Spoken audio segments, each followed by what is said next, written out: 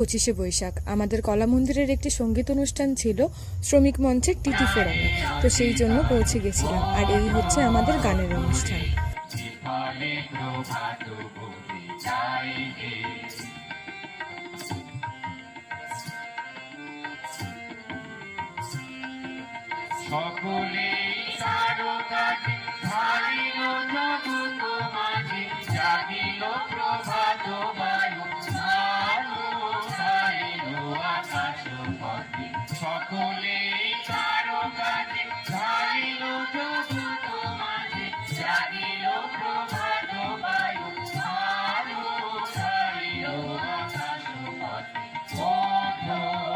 আমরা দুটো গান করেছিলাম, তার মধ্যে একটা গানের ভিডিও আমি এখানে দেখালাম।